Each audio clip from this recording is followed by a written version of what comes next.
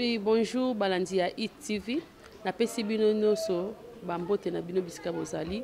Vraiment maman la France qui a yebi ki makambo abi makambo pe sika pe ezaka na plateau vraiment. On a essa bino bo sala ka neto salaka. Bo s'abonner massivement pour tous toujours en direct. Ça peut aider na pesi mon boss bambote belé bisika zali. On a pesi ba onyoso balanda maman la France. Bambote belé bisika bazali. Ba onyoso ba encourageanga ba onyoso ba sepela nanga.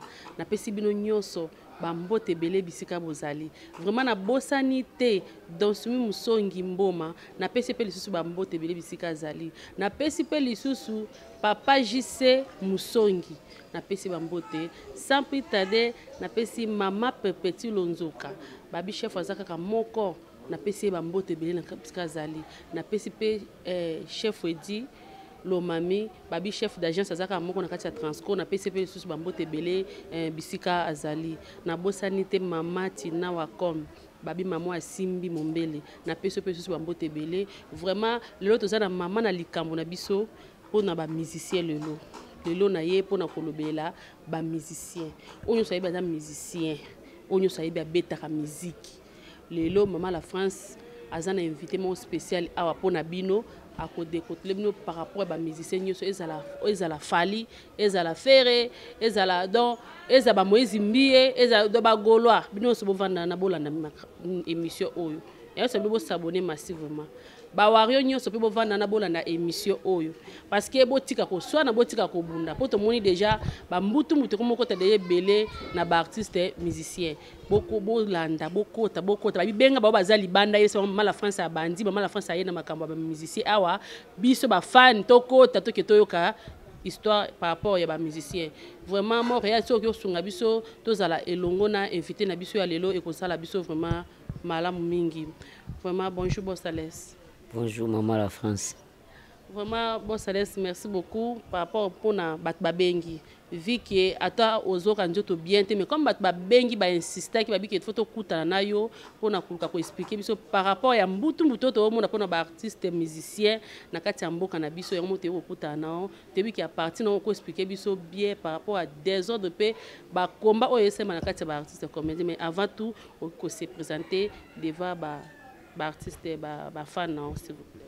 Ouais, nga kombo na ngai eza Alex. Nga pe naza moko pe ya bato bayembaka. Donc nazopesa pe mbote na nga na bato tu baolanda biso. Lelo pe naka ndenge mère la France auto ba lelo eza lelo. Donc voilà, je dis faut to fungwa maka. Toyeba vraiment musique ndenge ezali ndenge banda ndenge eza pe ndenge ezokendela quoi. Donc c'est un peu ça.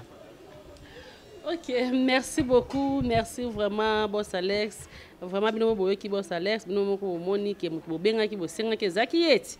Ok, maman la France azala bon on a ça bino po s'abonner massivement boti na pe ba commentaire na bino boti na pe ba questionner na bino par rapport ya Boss Alex. Na minute oyo tozana na Boss Alex awa. Boss Alex toko poser moi question mona nou ya muke pona ba papa ba musicien. Nazana posa na yeba nani o bana vraiment musique na Congo na biso na mboka na biso. Na Congo na biso muto abanda musique ya liboso ezali papa na biso Kale Jeff. Ye penande muto banda style rumba na mboka na biso Ok, merci beaucoup, merci vraiment papa Jeff na ebite papa Jeff akufa Bossales. Oui, akufa kala. Qui son âme repose en paix. Vraiment au moni que temps on a tout ni que na muto banda musique na biso awa. Bossales a expliqué biso mutu o bana musique. Siko Bossales toza pour ça toyeba. Par rapport ya ba trophée na biso et ba trophée o ba musicien s'il vous plaît bazozwa. Ba trophée mutu azozwa ba moni mutu azu trophée na ye. Toyebite nani penza oyo a mérité penza na trophée na pe nani penza oyo azobeta penza musique po mutu azo ganga ngane musicien ngane boy ngane nazobeta ezala ba ya ba beta nini ba musicien profane ezala ba musicien chrétien. Donc yebisa biso nani penza oyo azo mérité vraiment trophée na ba musique na ba. Ouais, maman nangai merci pour la question na yo. Je crois pour na ko mériter na muto nyonso sala œuvre na ye azo mériter azo trophée par rapport ya musala na ye. Parce que loko pesa ka muto ke muto azo trophée eza musala. Ce qui muto sala te ba kokote yete. Mais muto azo sala nde ba kokote ye akoka ko trophée. Ce qui ba trophée oui toujours mona ba trophée pesa mi na ba tebele.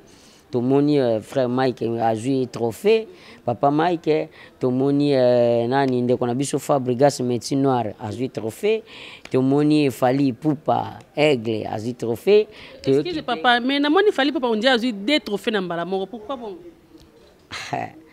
Bon omoni na évité par rapport bato ba pesa ki bango ba trophée so va pesele par rapport ya nini wana ntuka na yebite mais o tungai pe na moni kaka azui 2 trophées azana ngona maboko. Bon peut-être que tam mususu isa pona ba album, peut-être tam mususu isa pona koyemba, peut-être isa tam mususu pona ba clip, peut-être isa rapena makambo ebele oyo ba pesela ka ba trophée parce que noki pe que Jésus de Nuance fait rigola yi pas au kende po kende rozo pe trophée ya meilleur chanteur, ya meilleure voix d'Afrique. Ozomona. Donc mutazo kende rozo trophée ne par rapport ya meilleure voix na ye.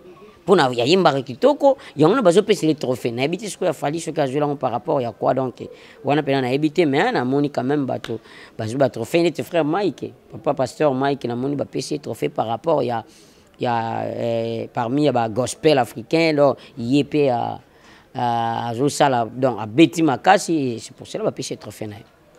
Ok, merci beaucoup, vraiment, merci Balandinho sur la Vision TV.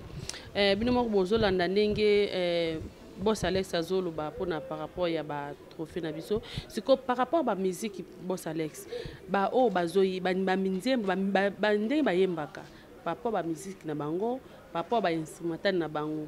Donc yebisa biso nani o vraiment abeta kapenze l'européen qui mutu so senti que tout tika nous distraction tout tika nous qui fanatisme parce que surtout bito tika qui fanatisme même sur rosa la mutu mo boy awasane lo mo abeta ko viki azana kombo wana ezo bimisa ye kaka yango ne kombo bat bazola ndi azana population mais ce que to lo belana nous par rapport ya voix betu nana zo yemba bien nana zo beta musique ya bien nana pe zo classer par rapport ya ba instrument parce que ya biki ngade na mode o okuna zo ngam na mode o éclaircir biso na par rapport ya ba mode na ba chant o ba sala mais obi aussi mbi pomo eza sensible simbi pomo eza sensible fort oyo ba téléspectateur na biso ba Hollanda na mekampe ko limbola parce que moni na monde musique ya munene musique ya mukete musique za munene et puis na kati ya musique na kati ya ba style tozana ngo lelo ezapena ba style lisusu ozomona lelo tozoka kiote ndeti nazoyoka ote okuna numéro 1 okuna numéro 2 okuna boye mususu te musicien international mususu te musicien local. Bon ngapena pona ngai en tout cas d'abord naza contre ça naza pena contre yango na ndenge ya sakanate. Mais excusez na kati ote mena wa babi ke nani Fali aza il paraît que musicien international Ferré azana azubeta aza musicien local na ebité est-ce que oko différencier biso na bango mi bale wana eloko wana toluka tolongona na eloko mo nkati ya mutu abato ebi na seki makasi na seki par rapport ya bato yo balobaka Fali aza musicien international Ferré aza musicien local et vraiment il seki singa makasi. Pourquoi il seki singa? D'abord na ebité babengaka international par rapport ya quoi? Moi si j'ai vite compris mon tout temps mususu au monde international ce qui a yembi français. Ce qui a yembi français peut-être comme international, ce qui a beta peut-être en France comme international, peut-être soit que beta en États-Unis comme international. Na webisa biso ba melomani bato nyoso ba Hollanda émission au partout bozali. Ba neona ngai musique yango moko son oyo biso le to pratiquer biso no seza ba mise profane eza la local eza suki nani suki ndenge nini nde bobenga wana musique yango moko déjà ezalaka international parce que musique eza créée par bisoté musique eza créée par ba blanc ozomona musique ba son wana biso to kaka eza créée par ba blanc surtout zongi son banda na lola kiti bato ba zu yango mutu na mutu créer loko na moko boye ezo bimisa son moko boye ti le pendenge ezu ba modernisation to comme na ba son lelo mais biso te ba to créer yango to ko kuta au style reggae izana kata musique au style rumba yana kata musique au style blues but musu ko ba beta blues te mais blues ezali izana na kata blues o kuta ba reggae o kuta ba musique ebele izana kata kuta musique classique izana kata reggae izana kata blues plutôt donc musique eza munene siko son yango moko déjà international.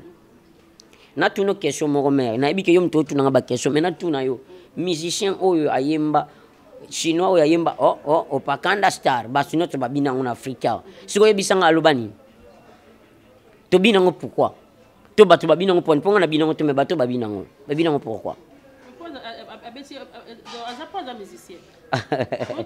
donc cela veut dire eloko nano ezobanda kobinisa bato eza son ozomona maloba oyo bato baoloba na kuna biso toyoka ngo te mais son wana oyo nde ezobima wana vike ezofaire mouvementer bato nde bato baobina ngo donc ça veut dire balongo nono makanisi bato spectateur balanda biso tolongo nono makanisi ke miziki ezaki oyo soki moto akomi oyemba na français to moto asali featuring ebele nde akomi international moto mosusu atikali local non son déjà ezalaka international il y a certaines personnes baobina son wana ayebi na ye maloba te biso obinaka banzembo tobandaki kobina banzembo babrondi tobandaki kobina yango babrondi banani baoloba na anglais baoyemba na anglais na yebi kutu te soka zofinga mama na ngana tata na ngana yebi kutu te makambo ya zoloba mais ngai di moins nazobina yango nakangi pe ba mope o ngai pe nazoyemba yango siko na yemba yango ndenge nini ozomona yango lelo eza difficulté moko biso ba africain to comprendre te obiso tozali force na biso ba africain to yebango te tokomo pesa ba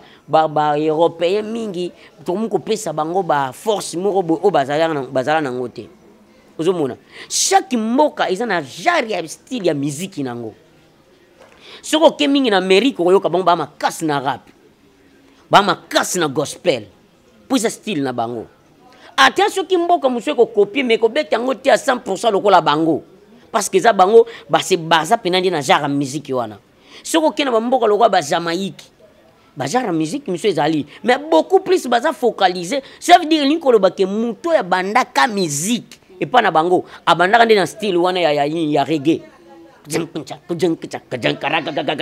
boum vous comprenez donc ce qu'on vit que muto abandaka style wana père na bango ya musique ndenge biso tozana na père na biso awa Kale Jeff ye muto abandaka musique vika abandaka na rumba yango zomona tozana mboka ya nini ya rumba to continuer na rumba ozomona siko musicien alingaka se spécialisé par rapport na musique oyo ya monika ko beta mais lelo rumba ekoma ke rumba falinde muto so pe asimbi rumba to ende nini to ebite te wana eza faux archifaux ba wario nazoboya falite nakoboya ete aza musicien munene ya mboka na biso oyo pe azosala fierté ya Congo azo défendre drapeau ya Congo mais to mettre des choses na clarité nango to tcha makamna eloko ne sika na yango ezate ke fali muto azo betsa rumba non ce qui te ba bon c'est que to nié ba recherche tablé et bi chose grave na otala na question pour être champion na TV5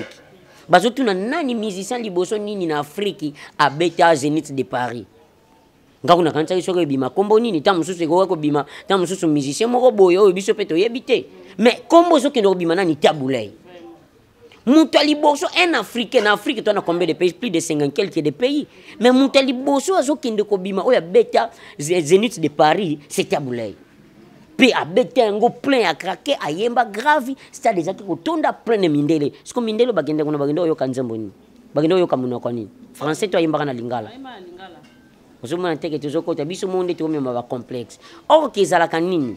Mais quand c'est musique, vu que biso toba africain, il faut tout la culture na biso na ba européen, na ba américain, na ba asiatique kuna, faut tout la culture na biso. Bango peut pas ko apprécier culture na biso. Mais ce qui biso to ko zo culture na bango, poto me bango pa na biso. Oso mona teke comme mabe. O bangonde biso bangonde ba oteka pe culture na bango et pas na biso. Biso peut faut teka culture na biso et pas na bango. C'est ça rero to sala lelo. Mais kasi côté la critique na biso et pas na bango yango nde mute memela ki ezo memela pe fali pe ba problème parce que fali tant azo ki obeta na mboka libana ki obeta na critique na biso ya awa mais tant akoma kuna beta to nini et comme ke fali azana ba identité belé fali aza koto même tant que fali aza congolais mais ça ka fierté ya mboka na biso nda otambola partout to ba te to se basé ka te pona fali to kaka to luka to yeba kaka pona mutu se pas comprendre na omoni elo moko to obungisa mikolo yo ezali tozobungisa kibo biso kibo Congo tobungisa ngo moni mutu na mutu soki akeya alukaka tala sima ata lesika oyo yauti ozomona siko so mutu okende tala so esika oyo yauti tende akoma ko se perdre nauti koloba ke na lobi ndenge biso tozokoqualifie lelo ote batu bazali koloba ote oyo numéro 1 o numéro 2 ote yana ute ko ebisona to longola iloko to ba local musicien local azati. Prenez exemple moko na mboka na biso awa mama Chala Mwana abande ko yimba na monoko anu ando yimba na Chiluba. Mais ndenge nini akokendi na Côte d'Ivoire babengisa na Côte d'Ivoire ki ovanda pendant 2 ans na Côte d'Ivoire gouvernement ya Côte d'Ivoire rezoye avanda pendant 2 ans bango bandu bayoka ka Chiluba siko ndenge nini son oyo basipa na musique ya mama Chala Mwana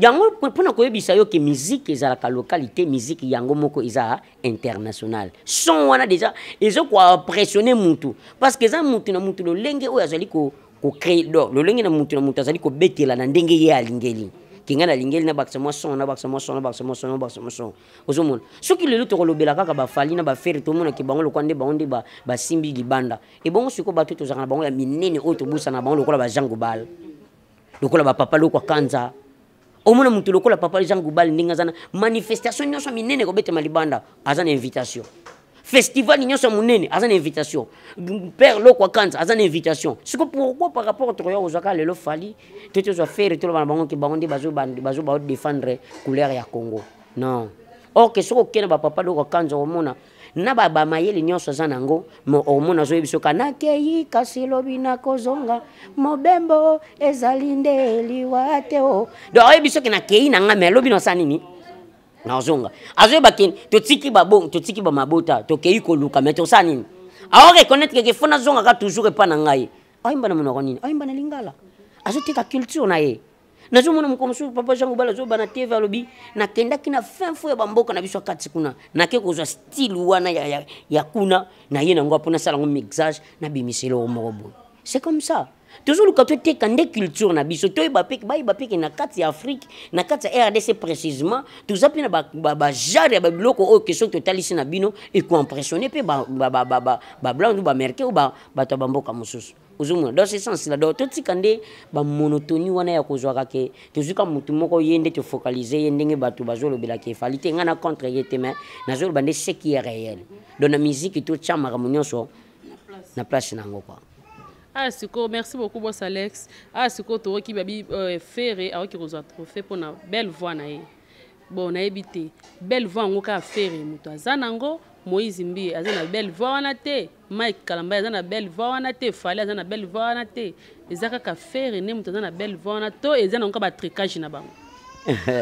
Bon makambo ya belle voix tout d'abord bateau ba poni bateau bazo sala élection wana ko bakite tozwa ndeko fere to pese trophée pour la meilleure voix na ye. Oui effectivement maman omoni eloko muninga saliza malamu to boyaka yango te futu ndimaka yango tel que ngai nazo bana ba wario nazo bana ba golo nazo bana batu nyonso nazo bana ba melomani nyonso batu nyonso balinga bonne musique nazo bakana batu nyonso balinga bonne musique ça veut dire ezaka te que toujours bela fali toujours bela faire toujours bela nante soki et que ba kuta ki na belle voix pe na musicien mususu c'est que banga ba benga pe musicien na aya kozwa pe trophée par rapport ya musala na ye ya belle voix na ye. Le coup est tombé pas à faire, c'est que babengi faire que nous avons belle voix parce que tout le monde peut papa Mike. Azé trophée pour bêti musique na bien, pour celle musala na bien, yango azo mérité trophée, yango ba pesier. Zumona. Tout le monde inde qu'on a biso fabrication, ba pesier trophée, c'est que celle musala malam. Pour ba pesa kana mutu azo ko mérité. Si tu ne mérites pas, on ne peut pas te donner, ba pesa oté. Donc le fait que tu mérites, on te donne. Ba pesa. Ok, merci beaucoup, merci vraiment. Naibike boza ke belé pe bozé belé pour na Kolanda. Maman la France, na minute oyo tozalo bila par rapport à ma musicien. Donc toujours qu'on est dans shit ya émission na biso. Bon ça laisse naibité par rapport ya ba musique oyo expliquer biso. Ce que conseil nyoko pesa pour na ba musicien pour bazala na ba je peux dire quoi? Bazala na ba complexe o ba ozana ngote. Pe bazana ba problème pe ba rankine ba ozana ngote ke ngande ngai ba miye ba ke bazaka eloko moko ba osala kaka eloko moko o ba kuta papa moko. Bon omoni eloko liboso esengel na biso to ye bananu tuza ba congolais soki mutu nyonso ba ke naza congolais et que il faut na défendre kande mboka na ngai ya ona nzelo eloko liboso esengel na biso to simba. Donc ça veut dire vu que na congolais na roko muninga na nga congolais te na roko sa muninga na nga artiste congolais mabete. Au contraire, il faut te promouvoir que misala ya bandeko na biso wana ekende liso encore plus haut davantage. Parce que ceux qui misala ya Congo ezokende plus haut encore davantage, c'est le Congo qui gagne. Ozomona, exala la fierté na biso. Nazaki peut-être que ngene bimana kende mboka moko peut-être que Chypre ta mususu na komi kuna si on parle des Congolais ba ebioté. Mais vu que ceux qui n'attendent que star moko ya mboka na ngai, je suis peut-être congolais, si vous connaissez l'artiste Kingandi. Directement, vous venez, ok, le Congo, ok, directement, par rapport, il y a star nanga o ya bimi pe asali kombo. Et que ça bien. Il faut que tu biso ba congolais, tu soutiens na biso ba congolais. Tu linga ke culture na biso et tomboma. Et bien qu'en Afrique, tu zalaka munene na makambo ebele. Même na cinéma, tout le monde a groupe Salongo et Kangaka Afrique. Zomona pendambo ya Europe. Ba mwana nsusuwana italama makasi. Zomona lelo pepesi ba Nigeria gu ya kosala makambo suso de la ko biso. Mais biso tozonga sima contenu ya nini? Contenu ya biso moko ba congolais mutema mabe. Mutema mabe oziniteke muninga no moko mata. OK, faire propulser muninga no po yo pelobi, ba propulser yo. Mais ce que lingi muninga na yo o ya linga banda ko se propulser yo bandi ko benda ipo zonga asima nde yango neza ya mabe. Donc biso na biso ba congolais futo lingana. Et puis to promouvoir eloko na biso oyo ereke e kweya mais e matande. Donc ce qui to luka ke to utiliser ba mayele mususu ba méthode mususu pour nous faire évoluer eloko na biso et kozala vraiment très bien eloko moko pena ki to ko makasonga na olula. Ok, merci beaucoup, Boss Alex. Vraiment, biso tozala ki notre bana yoka par rapport pe ba conseil au Boss Alex apesi. Ya on kadina sarabino kanina mesana koloba musala nde tosala. Ba artiste na biso, ba artiste musicien nyonso. Tosala nde musala. Malobe zala muke, tosala musala. Soki tolandi ming ba fan na biso ba kokotira biso pe na lubulu. Tolanda ka ming ba fan te, toluka tosala ka nde musala. Tala ke muninga se musala bien betele maboko.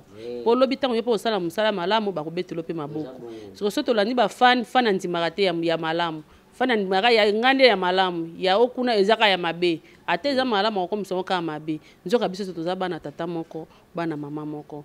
Toluka tosala ke mboka na biso etomwama ndenge baninga mususu ba otombola mboka na bango to enviera ya batu te bango pe batu pe ba enviera pe ya biso. Yango nde ekozala vraiment malamu mingi. Na ebite Boss Alex mot de la fin na soki ekozala nini na kati ya Vision Hit TV. Ouais, vision nanga ezaka toujours que musala oyo ekende pe sur le bosso.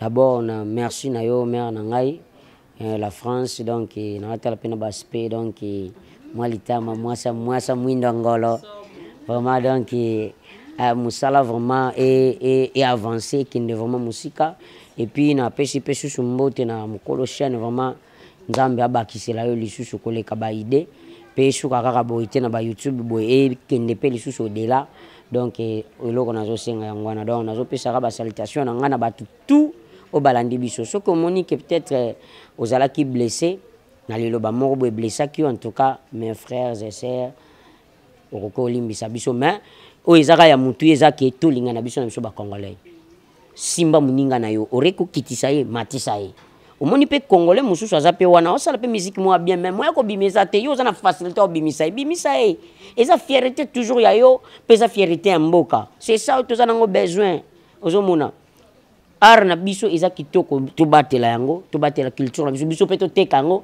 batu be muso longa pe mboka muso bino na yo kaka kongwana mona pe ka musicien fana ki visiter pe mboka na bango zala ndini c'est très important ozomona donc le kumu eko kendeka nde ya Congo donc c'est un peu ça donc en tout cas na pesi vient ngai muya bambote na autre isiko zali mutu na ngai tubwakisanga na linga o fort ali sala donc grand cameraman na pesi mbote isiko zali et puis ti bomo na nga boebilili ya pati mukombo donc bambote na sika zali cordon mbote na ngai epa ya mère na nga pesa na kinya mama bomengo donc na pesi yo ba salutation na yo mère esiko zali Exol Production Prince Nganga sans oublier maman na ngai lela mwana na yo yeyo donc bao na bosani wana donc na bosani te mais ba salutation na bino esika bozali donc